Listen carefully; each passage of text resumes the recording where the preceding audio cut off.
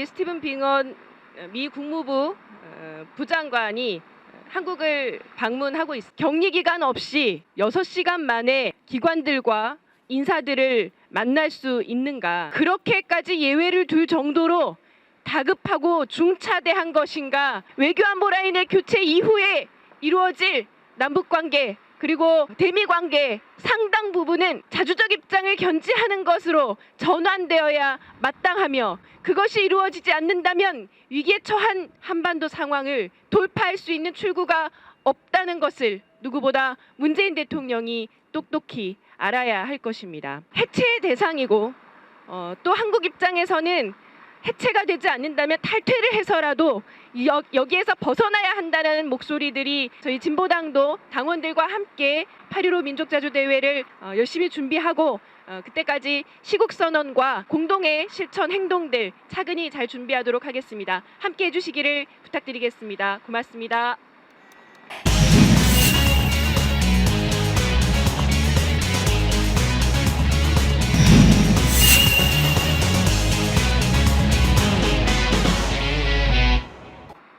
지난 7일부터 오늘까지 스티븐 빙언 미 국무부 부장관이 한국을 방문하고 있습니다. 인천국제공항으로 들어오는 대부분의 우리 국민들은 2주간의 격리 기간을 가지게 됩니다. 그런데 어떻게 된 것이 이 사람은 격리 기간 없이 그저 코로나 검사 결과 음성이라는 판정을 받고 6시간 만에 한국의 주요 기관들과 인사들을 만날 수 있는가? 그리고 그가 행한 행위들이 그렇게까지 예외를 둘 정도로 다급하고 중차대한 것인가 질문하는 시민들이 많으셨습니다. 외교부를 포함해서 청와대와 국정원까지 이어지는 이 한국의 외교 안보 라인의 새로운 흐름들에 대해서 그가 지난 2년 동안 관리해 왔었던 그 관리 체계를 흐트러뜨리는 것은 아닌지에 대한 그러한 탐색과 이후 상황 관리에 해당한다는 느낌을 지울 수가 없습니다. 당시 워킹그룹이 설치된 배경은 남북 관계가 일사천리로 나아가는 것을 가로막기 위한 미국의 방해 행위에 지나지 않는다는 것을 많은 국민들이 알게 되셨고, 심지어 정부와 여당에서조차도 이와 관련해서 우려하는 목소리들이 나오는 탓에 한미 워킹그룹에 대한 정비가 필요하다, 개선이 필요하다, 순기능도 있지만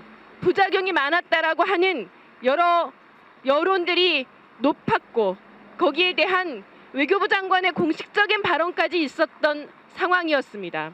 미국의 이익에 따라 우리 이익을 포기하는 것을 당연하게 생각하면서 그에 순응했던 세력들도 일부 있었습니다.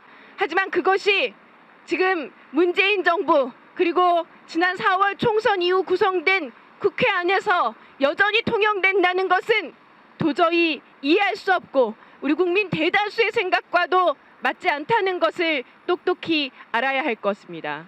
그래서 이번 외교안보 라인의 교체 이후에 이루어질 남북관계 그리고 대미관계 상당 부분은 자주적 입장을 견지하는 것으로 전환되어야 마땅하며, 그것이 이루어지지 않는다면 위기에 처한 한반도 상황을 돌파할 수 있는 출구가 없다는 것을 누구보다 문재인 대통령이 똑똑히 알아야 할 것입니다. 여러 어려움 속에서도 8.15 민족자주대회를 잘 치러내기 위해서 전국의 평화 통일, 자주적인 통일을 바라는 시민들이 시국선언을 치르고 있습니다.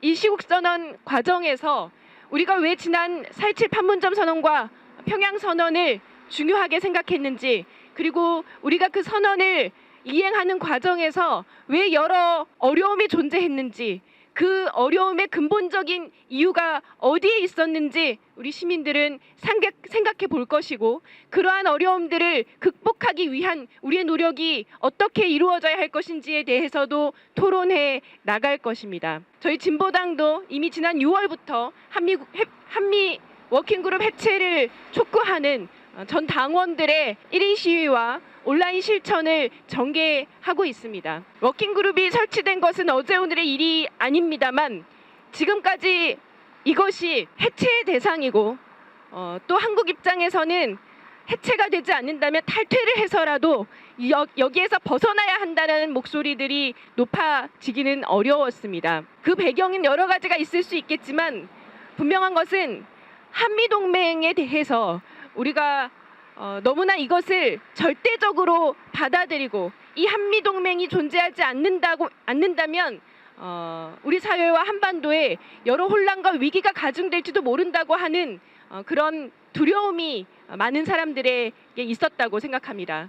하지만 저는 지금 이 순간이야말로 우리가 지난 70여 년 동안 말해왔었던 그 한미동맹이라는 것의 허구성에 대해서 그리고 지금 이 평화를 준비하는 평화의 한반도 시대를 맞이하는 때에 그것이 다시금 평가되어지고 재정립되어야 된다는 그 중요성에 대해서 우리 국민들과 함께 이야기하고 싶습니다. 지난 수십 년 동안 왜 미국은 우리에게 늘 위험함 속에서도 예외적인 존재로 인정되었는가 돌아보지 않을 수 없습니다. 제대로 된 방역 조치를 취한다는 것에 있어서 미군도 결코 예외가 되어서는 안 된다는 것을 단호히 말해야 합니다. 그럼에도 불구하고 마치 그러한 것을 요구한다면 소파 협정의 개정을 요구한다면 한국법 체계에 따라서 처벌하라고 요구한다면 그것이 한미동맹에 금을 가게 해서 그래서 우리 한국의 한반도에 안보의 위협을 가져다 줄 것이라고 하는 그런 논리를 펴는 사람들이 있습니다. 바로 앞에 있는 정부에도 청와대에도 그런 생각을 가진 사람들이 여전히 고위직을 차지하고 있습니다. 하지만 하나하나 짚어봅시다. 어떻게 된 것이 코로나에 대한 안전수칙 하나 요구하지 못하는 것이 동맹일 수 있으며 어떻게 된 것이 자국민의 안전에 대해서 함께 협의할 수 없는 것이 동맹일 수 있으며 어떻게 된 것이 한반도 평화를 가로막는 그런 방해 책동들에 대해서 그저 한미동맹을 운운하면서 1년 넘게 순순히 따랐던 것이 동맹일 수가 있겠습니까? 자주적 관점에서 더 이상 미국의 요구에 맹목적으로 따를 필요가 없다는 국민들의 요구를 분명히 받아안고 새로운 평화의 시대를 열어가는데 자기 임무를 잘 수행할 것을 촉구합니다. 오는 8월 15일 평화와 자주를 위한 그리고 통일을 향한 그런 염원을 담아 전국의 시민들과 그리고 한반도 평화를 바라는 모든 민족, 우리 동포들과 함께 8.15 민족자주대회를 잘 성사해 볼 것을 다짐하겠습니다. 저희 진보당도 당원들과 함께 열심히 준비하고 그때까지 시국선언과 공동의 실천 행동들 차근히 잘 준비하도록 하겠습니다. 함께 해주시기를 부탁드리겠습니다. 고맙습니다.